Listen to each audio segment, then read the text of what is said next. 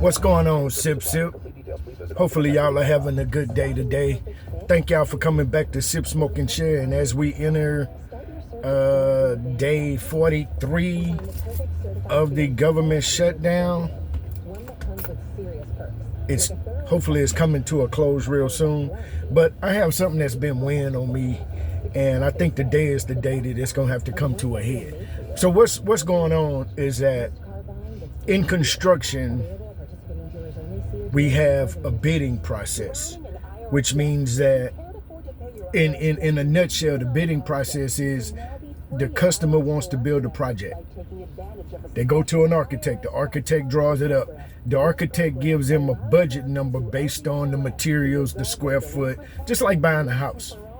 You know, there are certain levels of houses, so the person can say, hey, this house should cost $7 a square foot, $6 a square foot.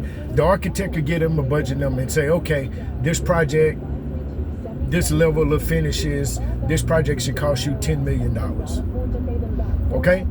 That's not my problem. My issue is that when this project goes to bid, meaning that as a general contractor, we have to submit a number to the architect and the owner and say, okay, this project is budgeted for 10 million. We can do it for 11.5, or we can do it for 9, based on what the numbers come back. So as a general contractor, we don't perform all of the work. What we do is we subcontract the work to other contractors. Like for instance, somebody does dirt work. They come and get the dirt and all of the stuff and trees. Then somebody does site utilities, which means the plumbing, the drainage, the gas, the water, the fire, the underground stuff. Then there's the concrete subcontractor.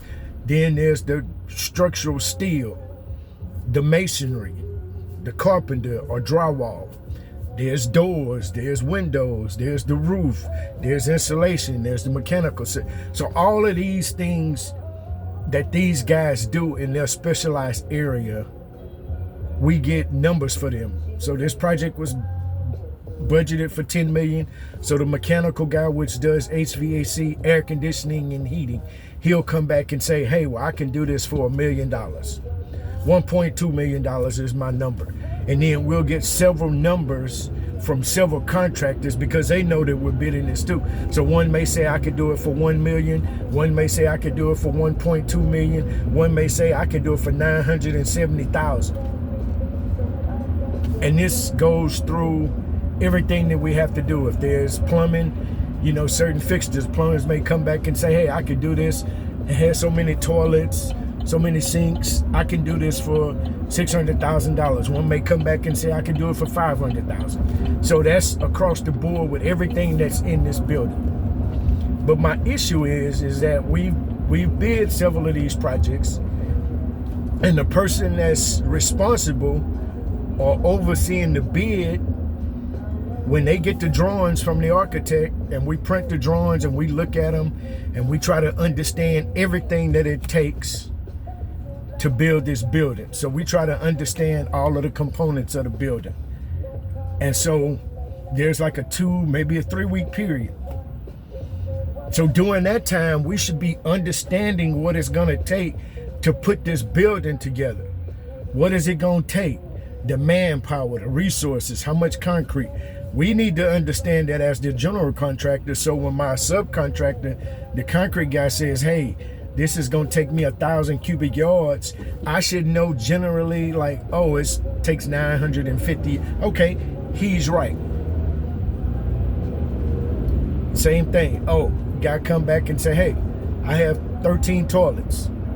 Okay, that's about right. That's the number I got. I need to understand everything. But at the same time, doing this 2-week process before the bids are due to the owner, most of the time they'll do it 2 o'clock. So he can have time to open them up. And anything after 2 o'clock is disqualified. So during that 2-week period when we're trying to understand the building and have subcontractors bid the work, the person that's responsible for this does not, in my opinion, do a good enough job, you know, a thorough job by calling and making contact with people to ask questions and to ultimately ask, hey, this project ABC bids on December 5th, December 4th, which is a Friday. Are you going to give me a number for said plumbing or said concrete or said drywall systems or said flagpole, right? Or kitchen equipment or lockers, whatever it is.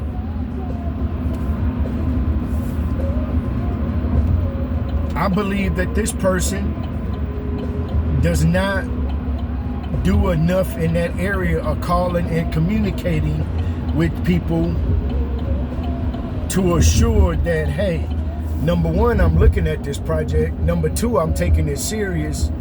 And number three, I'm going to submit a number to you and to the other general contractors that are bidding this project. And that's my issue, because we've gone into these, what they call the war room, and these bid day processes, and we call people and they haven't heard about the project, or they say, oh, well, we thought we were going to bid, we're not bidding. So we're left with this gap in our number, or potentially a gap. You understand what I'm saying? So it's been weighing on me, because I was asked on yesterday to come and help with one that's taking place on next Thursday. And so I told him I was going to make a decision by Thursday if I wanted to help, or if I'm going to let my team help. Because I have other stuff I could be doing, but at the same time, this is work that's coming down the pipeline. I understand that it needs to be done, but I can't, if I don't do my job, you're not going to come to my job and take up and do some shit that I should have done. So why should I take out of my time to come and help you do something that I don't see you doing on a daily basis? So that's my issue. And so first of all, I need to think about how I approach it, because I'm a hothead. I go to 0 to 100 real quick, and I'm very passionate. That's just my passion talking, like Jay-Z saying. But I need to understand, how do I approach this? Because I don't want him to tell me something crazy or goofy, or what I perceive to be nonchalant answer, because I don't like mediocre. Mediocrity has no place, big word, has no place around me. I want to do a good job. I want to be the best. You understand what I'm saying? So I can't, I just have to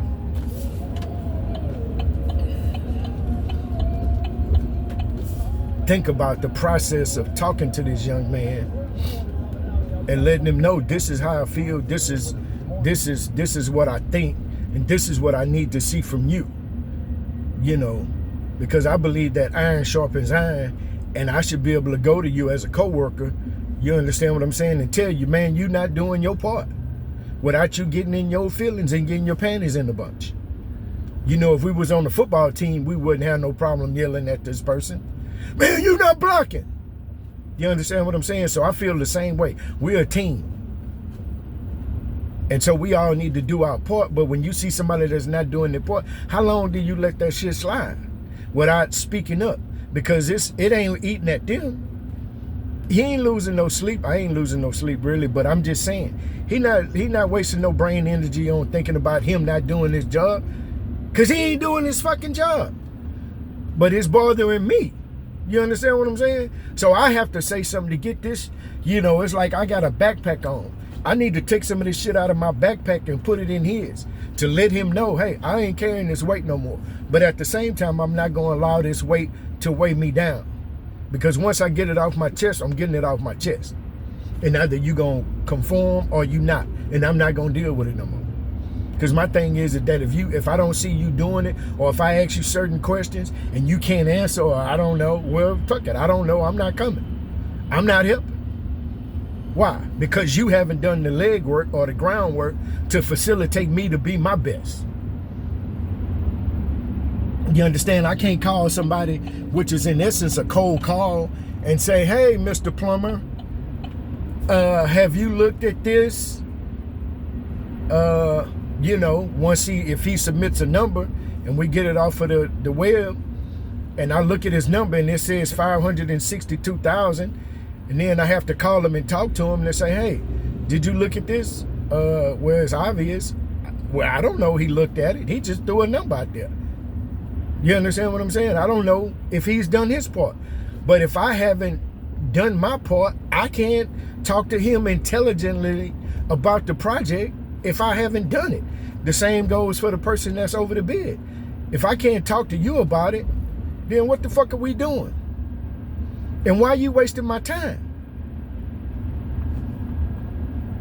But it sounds better that if I call the plumber and said, hey, I talked to person A over the bid and he said that he's talked to you several times. How do you feel about this project? Oh, okay. Did you see anything that was potentially missing or something that threw up a red flag for you? Okay. How long do you think it's going to take you to do this? Okay, it looks real simple, right? Is there anything that concerns you? Is this your best number?